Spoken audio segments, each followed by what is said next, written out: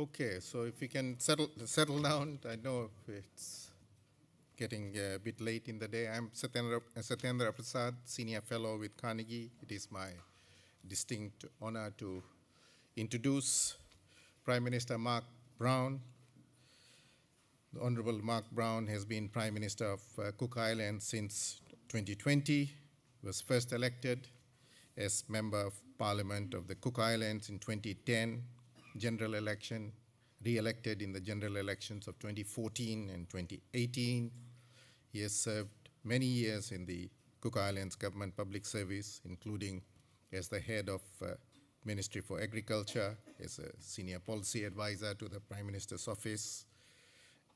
Honorable Brown has attained his diploma in public sector management from Massey University in New Zealand and holds his master's in business administration from University of South Pacific in Fiji, and he is the chair of the Pacific Islands Forum, and which will be meeting in Rarotonga, Cook Islands in November. Prime Minister Mark Brown, you have the floor.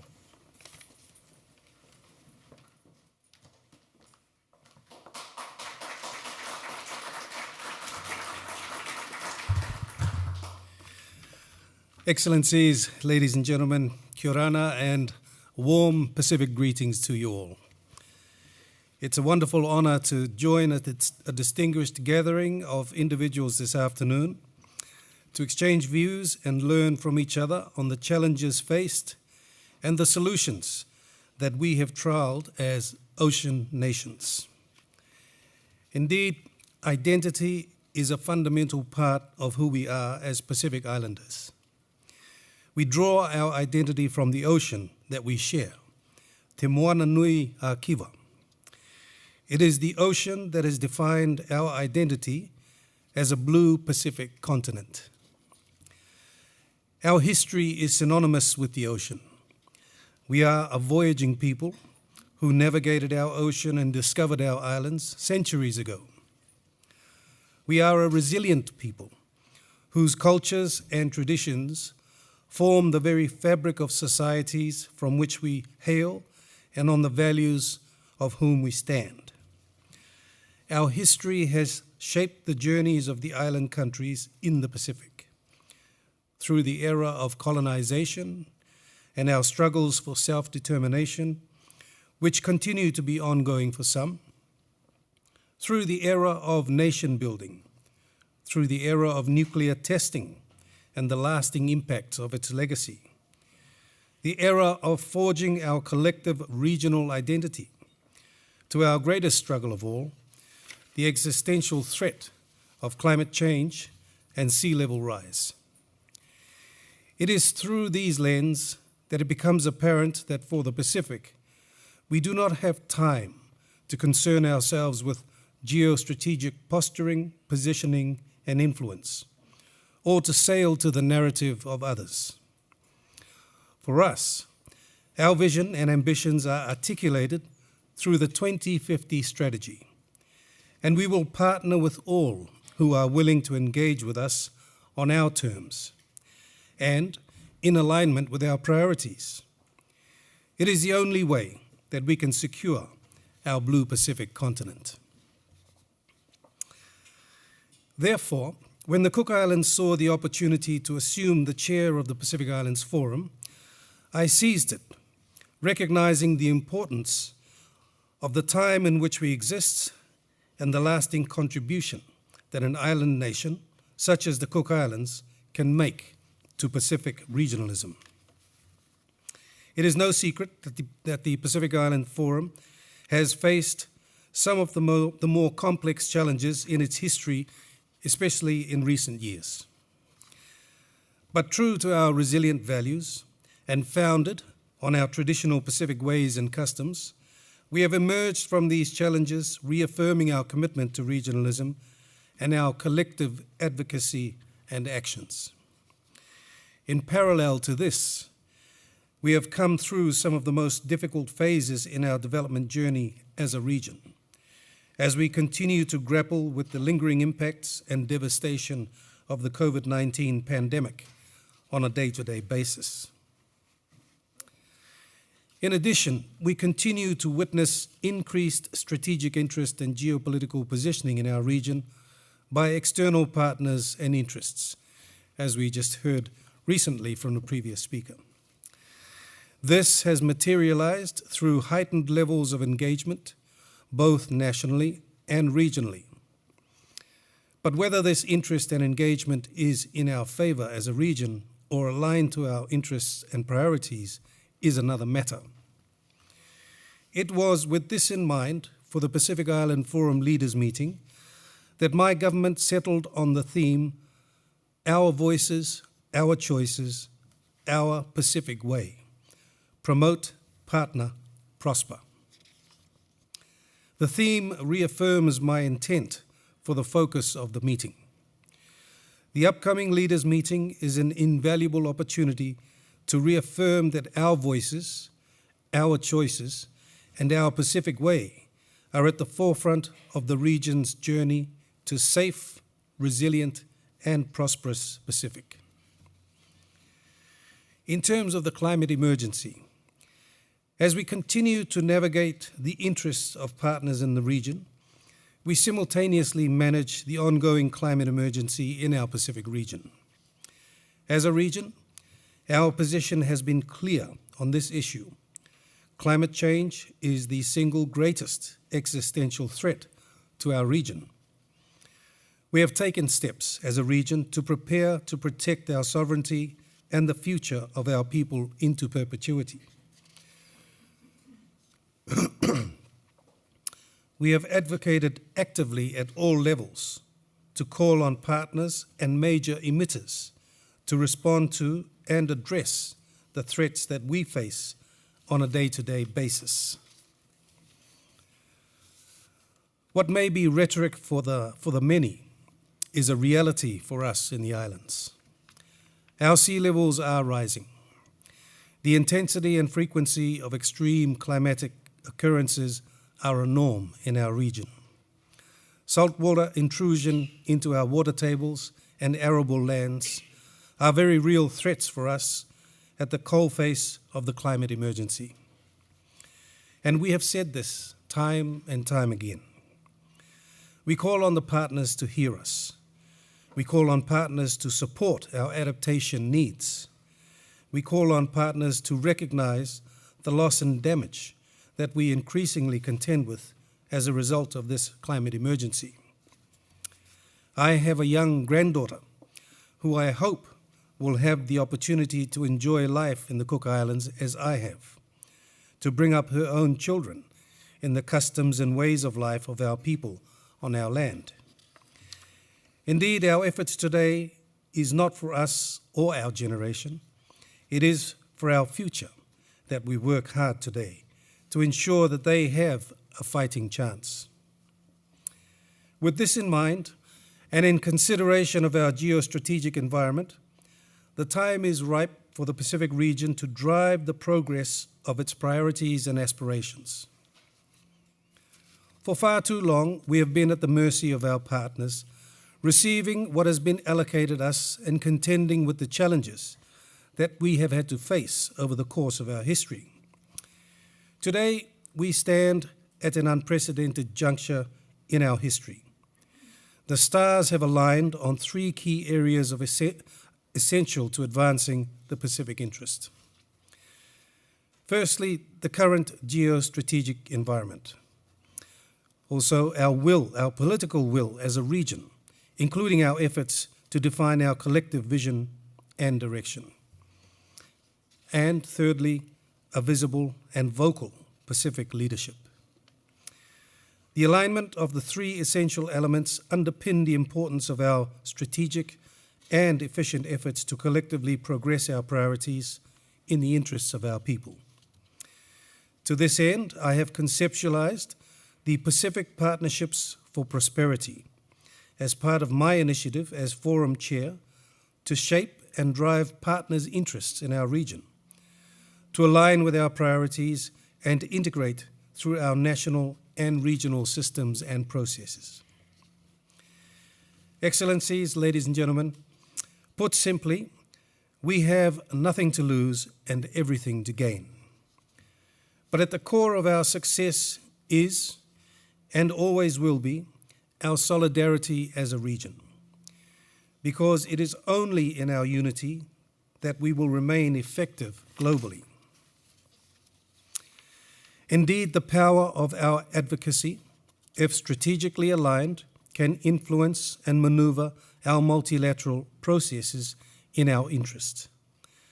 The world has seen the strength of the Pacific region's advocacy through the multilateral processes on climate, especially at COP21 in Paris, France. We have seen it on nuclear legacy issues, including the Rarotonga Treaty. Today, we are looking to our multilateral processes to overhaul and strengthen what has become a complex and overly bureaucratic development financing architecture. Ladies and gentlemen, I hope that through my reflections this afternoon, I have offered some food for thought on some of the topical issues at hand. That being said, I recognize that we will also have the opportunity of a bit of a moderated conversation after this to touch on issues that I may have missed in my remarks. So I thank you all for the opportunity to be here. Me te ki mata, thank you all very much.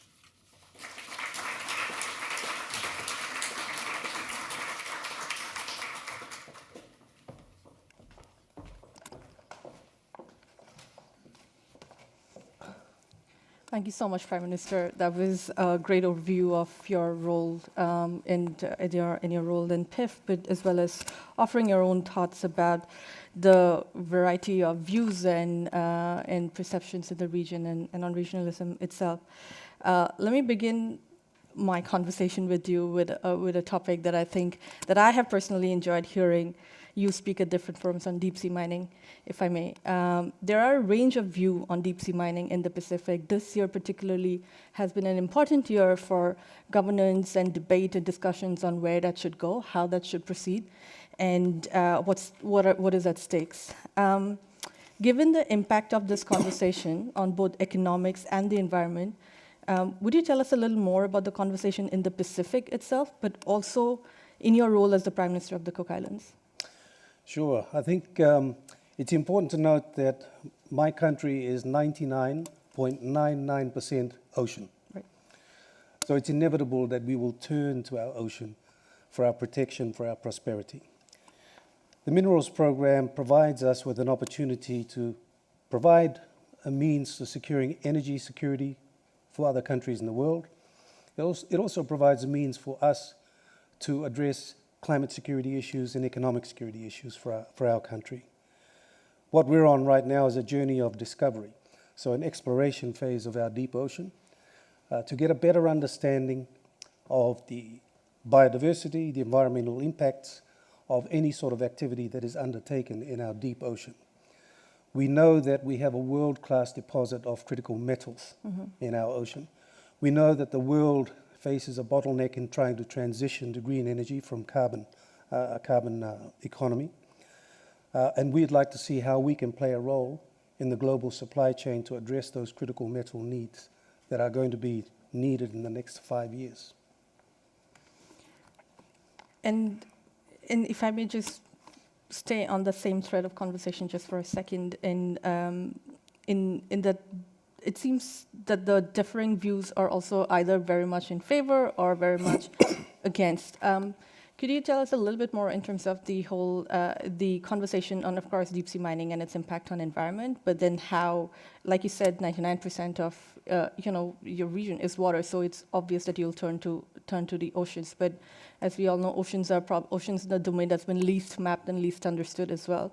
So in that capacity, in your role as PIF, but also in the Cook Islands' national interest, how would you make that argument or your conversation with your colleagues in the Pacific, but also globally, because there's a global conversation on where should deep sea mining go, recognizing the green transition, but also that people are pretty afraid to embark on that journey?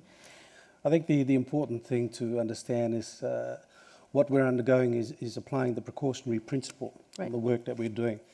We well understand that there is a need to gain knowledge and understanding before you take the next steps towards extracting or harvesting these minerals that are in the deep sea. Our approach has been in the Pacific to respect the sovereignty and independence of each individual country in the positions they take.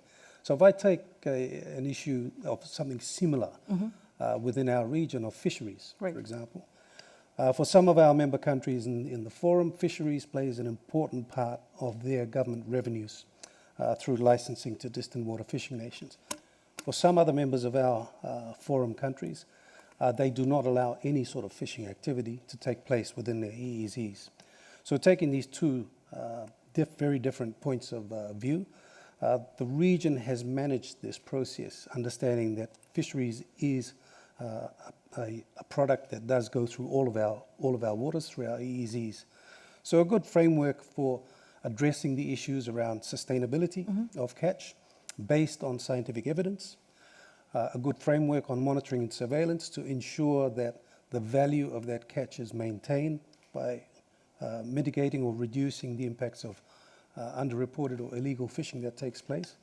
And thirdly, ensuring that there is a fair return to member countries on the fish product that is taken out of their waters. Right. What we've managed as a region is to ensure that we now have the best managed tuna fishery in the world, with the best returns being provided to member countries, and the science that ensures the sustainability of our stocks.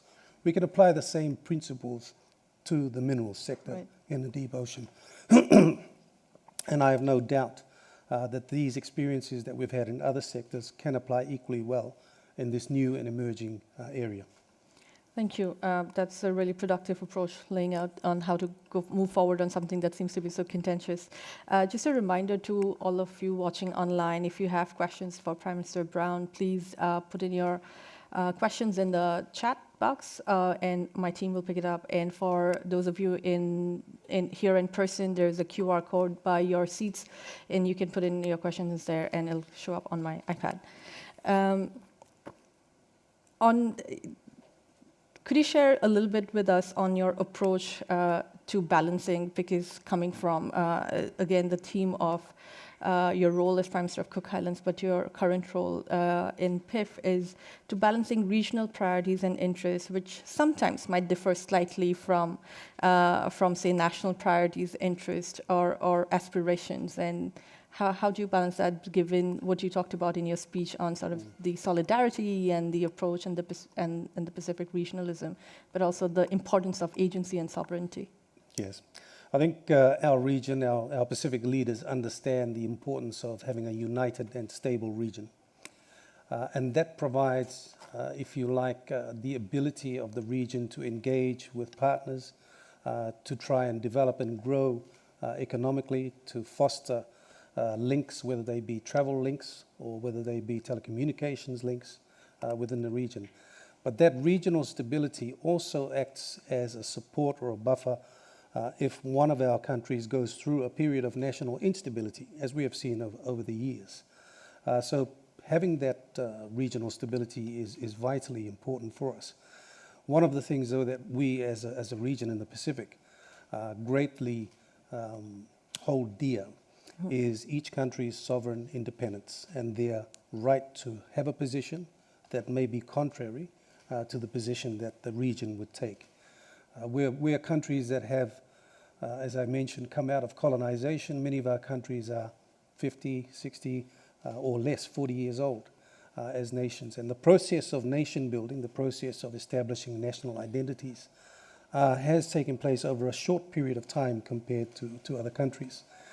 So countries who have fought long and hard to gain their independence, they value that very strongly. And if they do have a view on a position that may not be with the regional view, it is something that the rest of our region accepts and respects, and at the same time expect that reciprocal respect on the region's position as well. Thank you. You're headed to DC from here after the high-level week and a series of engagement.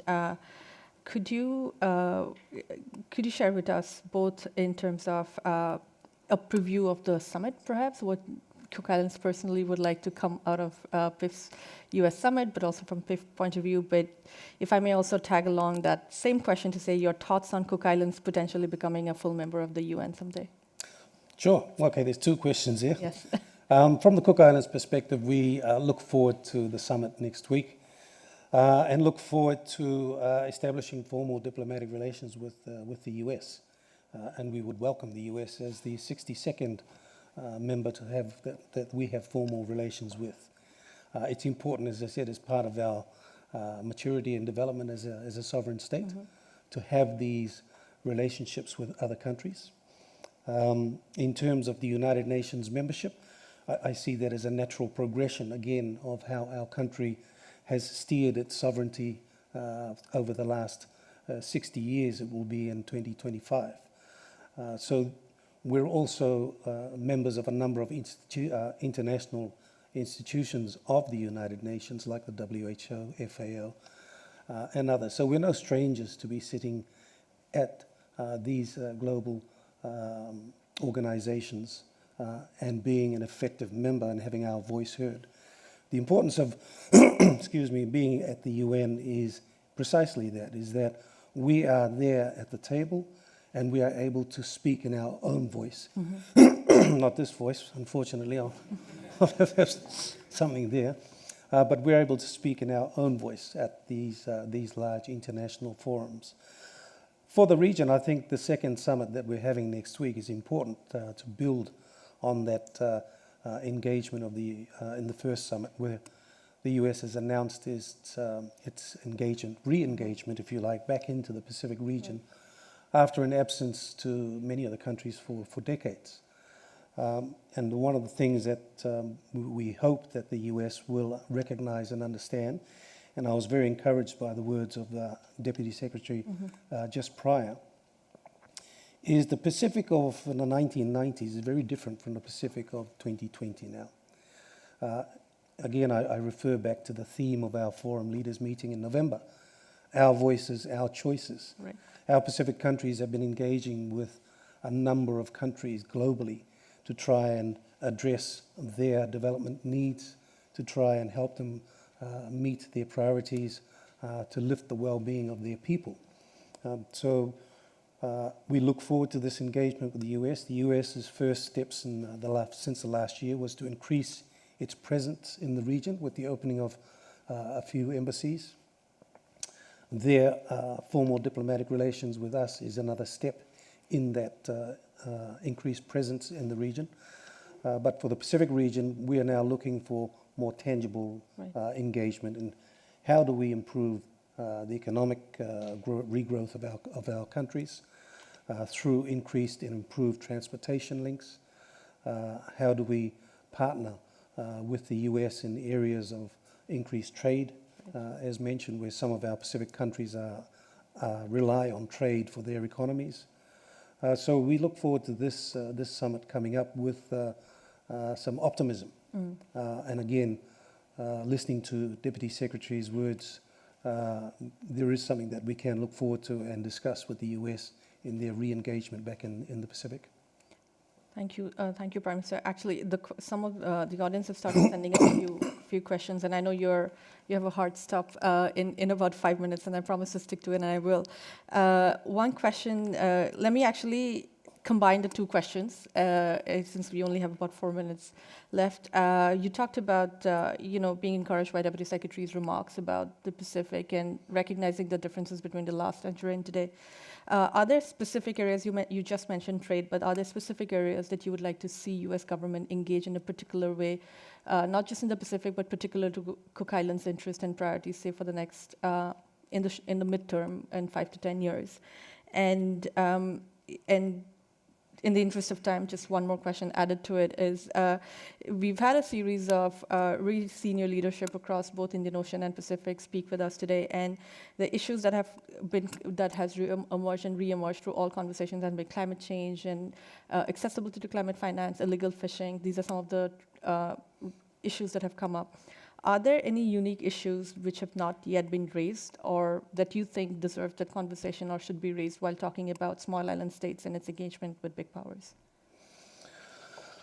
I think it's been well covered by a number of leaders and quite a number of discussions that we've had in the lead up to General Assembly, but also in the lead up to the summit that we're going to have next week.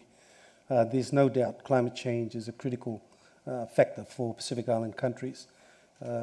Earlier this year, was it last year, the declaration on the recognition of our maritime boundaries in the event of climate change, sea level rise, to maintain those boundaries.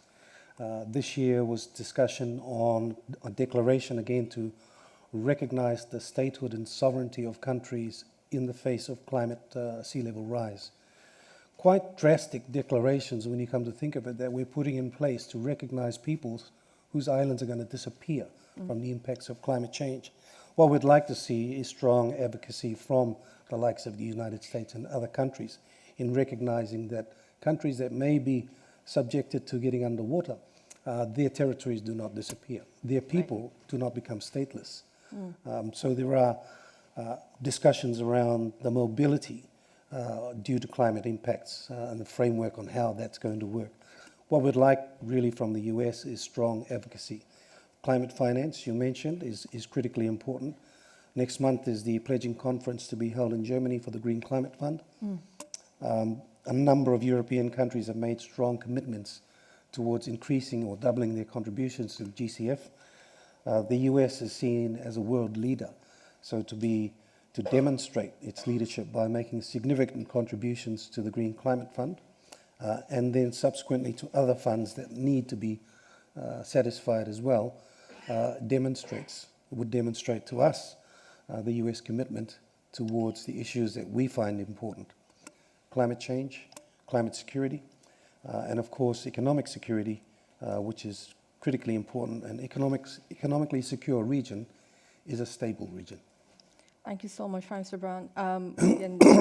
Any last thoughts, parting remarks that you might have for the audience here, but also watching it online, as at least the conversation in US is getting more and more interesting on the interest in through the re-engagement in the Pacific, across islands, issues of blue economy, issues of ocean economy, as well as climate. So any issues that you would like to raise, anything in your closing remarks to the audience here before we bring it to a close?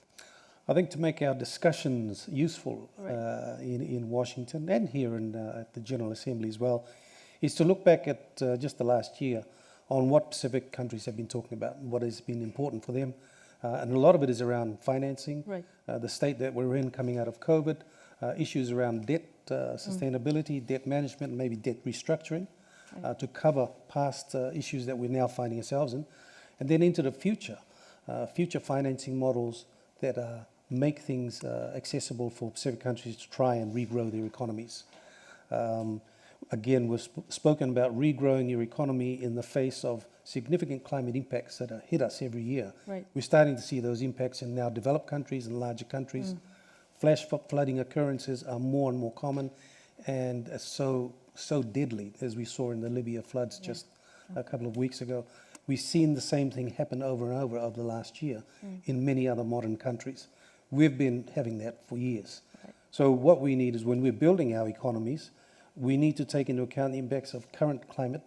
So resilience in the impacts of our economic growth, resilience built into infrastructure investment that's still ongoing for us.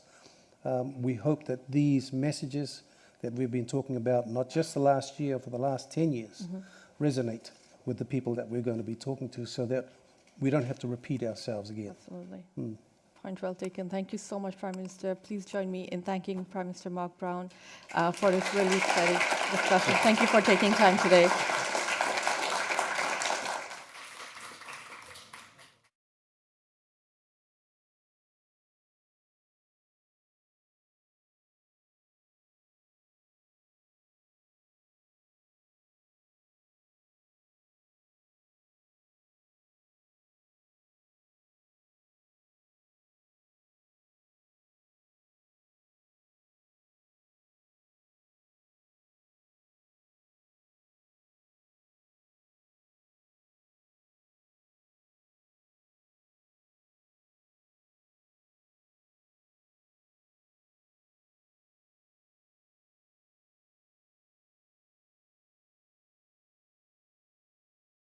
tomorrow. For closing remarks, I would like to introduce, I think, who will be joining us live from Tokyo, Dr. Hide Sakaguchi, who's the president of Ocean Policy Research Institute of the Sasakawa Peace Foundation, to offer his closing remarks first. And I think he should be on the screen momentarily. I'll just give it a few seconds. There he is. Sakaguchi-san, the floor is yours. Thank you for joining us so bright and early from Tokyo to offer your closing remarks. Over to you. Thank you very much. Dear Excellencies, distinguished guests, ladies and gentlemen, good afternoon in New York and good morning from Tokyo, Japan. First of all, I would like to thank all of you for your participation today, both in person and online, for long hours at the third annual Indo-Pacific Island Dialogue, jointly organized by the Carnegie Endowment for International Peace and the Sasaka Peace Foundation. Here, it is my great honor to give you these concluding remarks from the standpoint of the Sasaka Peace Foundation first. Again, my name is Hide Sakaguchi, President of the Ocean Policy Research Institute and Executive Director of the Sasaka Peace Foundation.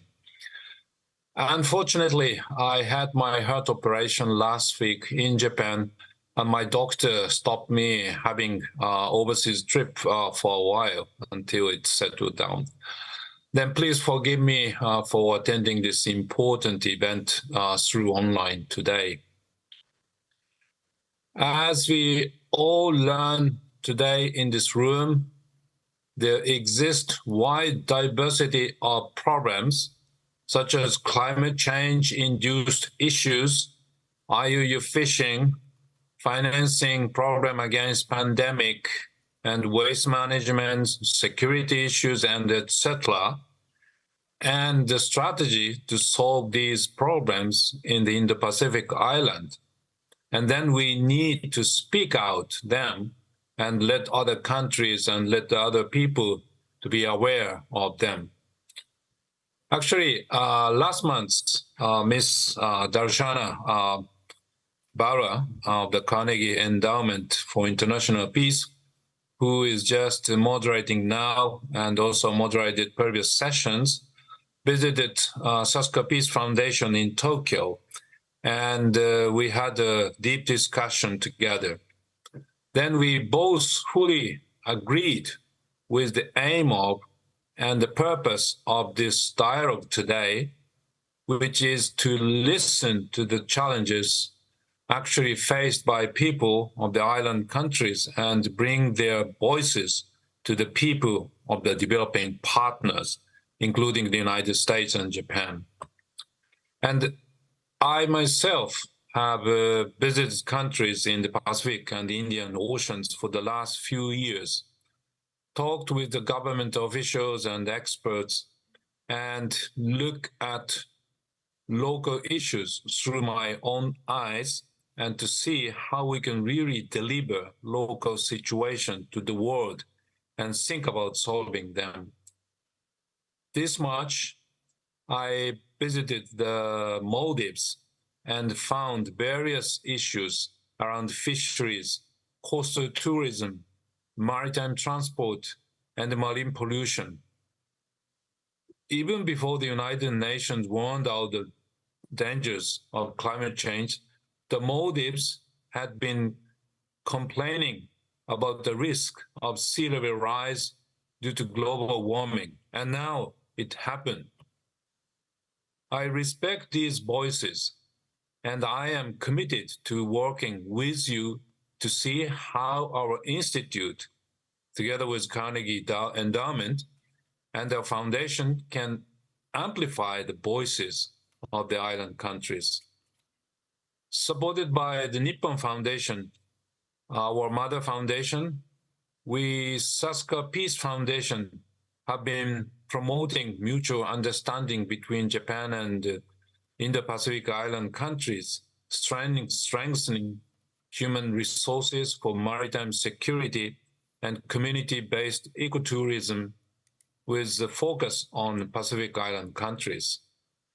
We have also conducted surveys, research, and policy dialogues to promote the blue economy and have provided practical knowledge to policymakers and practitioners. We will continue to develop our project on islands, conduct research on the impact of climate change and resilience building, and take action together with island countries globally. This dialogue will continue tomorrow. Our researchers will participate in a session titled High-Level Dialogue on Blue Economy and Climate Action to discuss this topic, and we look forward to hearing the island people's views and perspectives on the islands.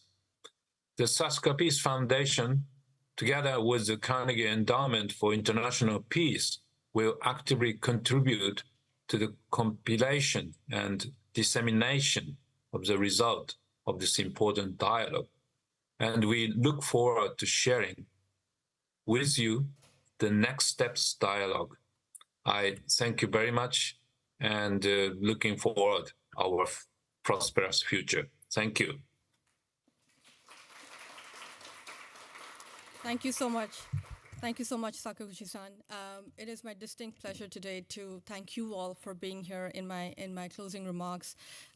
We started the first edition of the Indo-Pacific Islands Dialogue in 2021 at a time where I definitely thought we were on the other side of COVID when we got hit with Omicron and Delta. 2022 was the first time I think we were doing this dialogue amidst when UN was reconvening in sort of the post-COVID world. So this year I feel like is this year that we get a true sense of how these conversations are going to go. But it's been absolutely wonderful working on this dialogue and to see the leaders from different island nations come through to speak here and share their perspectives. And I think the conversations through the day have definitely highlighted the issues that are front and center for island nations. And I think these are not conversations that most of us are not aware of, but perhaps we do not look at it from the view of small island developing nations. And what Prime Minister Brown mentioned struck me particularly when he said that we raised the issue and that we don't feel the need to keep repeating it over and over again. And I think we play as much of a part in that as part of the research and strategic community to understand some of the issues that has been raised and take that forward in our conversation. So it is our effort to continue this conversation through this annual convening. We definitely hope to see you continue engagements, but let me begin by thanking our distinguished guests from both the Indian Ocean and Pacific Oceans at the leadership level, as well as ambassadors who took their time out in this busy UN week to come speak with us, braving the rain that New York decided to shower us with. To the audience in person and online, thank you for staying with us. Thank you for engaging, for all of the conversations and questions and contributing to the discussions and dialogue. To the two institutes, Carnegie Endowment for International Peace and the Sasagawa Peace Foundation, without whose institutional support and leadership this would not be possible. It is easy to come up with idea, it's harder to execute it. So really appreciate the two institutes and the support behind it. But let me take this moment, the closing last few minutes, to really thank the team behind it, who you probably haven't seen and haven't seen their faces, but who really run the whole show and have been instrumental in making everything happen today. Let me begin with a colleague who's actually going to leave us after the third annual Indo-Pacific Islands Dialogue. I'm not sure it was the Islands Dialogue that led to her exit from Carnegie, but and the stress of it. But she has absolutely been instrumental in bringing this together. I do not see any one of them here, but let me nonetheless give a shout out to Catherine Buchanan, who's our lead in events and who has really helped me think through how to put this together, how to run this, and bringing it from an idea in paper and putting it in practice. But the rest of the team, who for many of whom it's been the first time, Aislinn Famiglietti, Jessica Greeley, Alex Taylor, Caroline Mallory, Mackenzie Susler, and Mira Verghese. To our partners in Japan Society for allowing us to use this venue. Without this, I think it would be really hard for a lot of the leaders to walk over and manage their times at the UN. So thank you very much, and we look forward to this partnership. To our partner, Sasakawa Peace Foundation, thank you very much. There's a team working equally hard behind from Tokyo. And some of you are in the audience here that I see, but of course, Sakaguchi-san, Dr. Sanami, who's the president of SPF, who opened the dialogue, Atsushi Watanabe-san, Hitomi-san, Hideyuki Shiozawa-san, Kobayashi-san, thank you very much for your support and coming down to New York and helping us in do this. We do, as Dr. Sakaguchi mentioned, this is an effort that we aim to continue and build on, and I hope you will continue to engage with us through conversation, through dialogue, through research, and supporting us in taking this conversation far and wide, so island nations, like Prime Minister Mark Brown said, don't have to keep repeating the same issues they've brought up over and over again. Thank you very much. Again, please join us in the foyer for some drinks and snacks. Thank you.